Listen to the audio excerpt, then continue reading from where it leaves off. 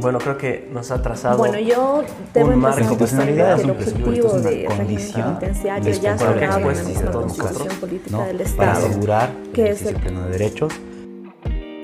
Hablar de la Bolivia posible, tendiendo puentes de encuentro.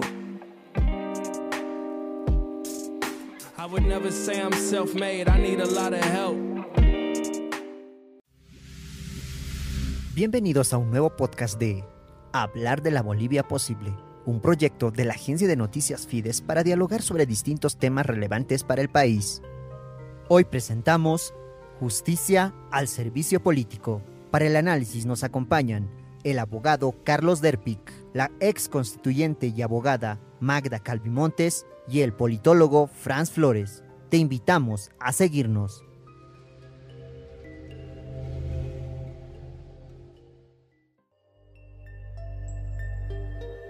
Es decir, hace décadas atrás que estamos arrastrando este problema de la mala imagen de la justicia, ¿no? La justicia fue mala, digamos, en el régimen nacionalista, donde se conocían verdaderas barbaridades. Así estuvo durante el régimen neoliberal y así estamos durante el Estado plurinacional, digamos, ¿no? Derpic y Calvimontes comparten el criterio de Flores, es decir, que el servilismo de la justicia fue evidente durante la mayor parte de los gobiernos, independientemente de la línea ideológica, política o de la política económica que tuvieran.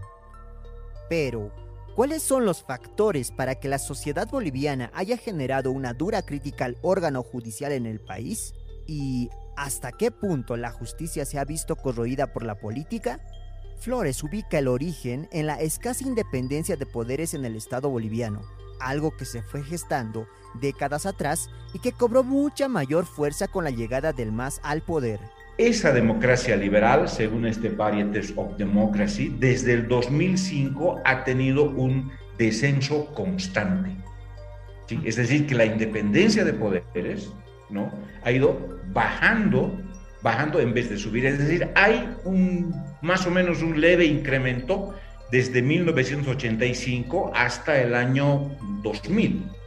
Pero a partir del año 2000 y con mayor énfasis en el año 2005 hasta el día de hoy, hay una bajada de este índice muy relevante. Esto te está queriendo decir de que hay probablemente una tendencia desde el gobierno de Evo Morales para hacer que para que los poderes del Estado no sean independientes entre sí.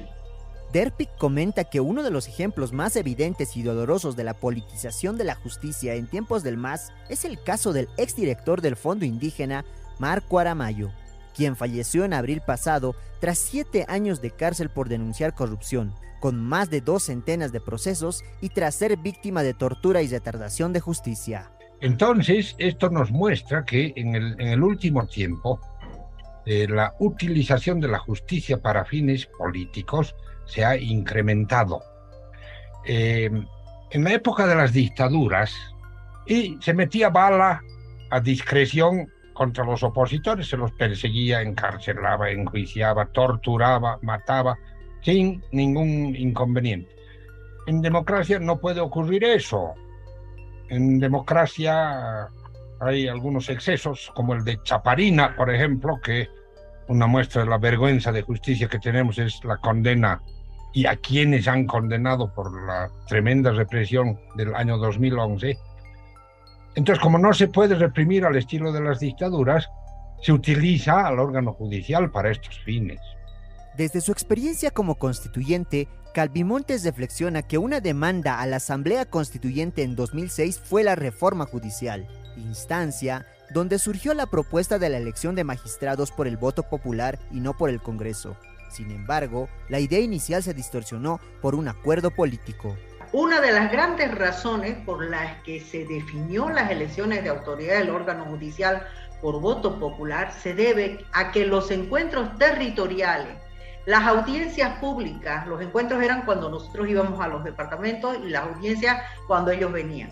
Tanto verbales como escritas, el poder constituyente, que es el pueblo, no los constituyentes, expuso que se debía evitar la politización a la administración de justicia. Fue un mandato muy claro ¿Por qué? Porque había retardación de justicia, porque la impunidad era reinante de los corruptos, la inseguridad jurídica, la desigualdad en el acceso a la justicia, el cuoteo político del Poder Judicial, ahora llamado órgano, entre otros que se arrastra desde la fundación de Bolivia. Flores complementa y pone en la mesa dos factores relevantes para la crisis de la justicia. El primero es la existencia de un partido hegemónico con su rodillo parlamentario que le permite fiscalizar la justicia y la independencia de poderes. El segundo son los cambios en la Constitución sobre la elección de autoridades judiciales por voto popular. Lo que se decía era, evidentemente los jueces son corruptos, etcétera, etcétera, entonces debemos dejar que el pueblo sea el que decida.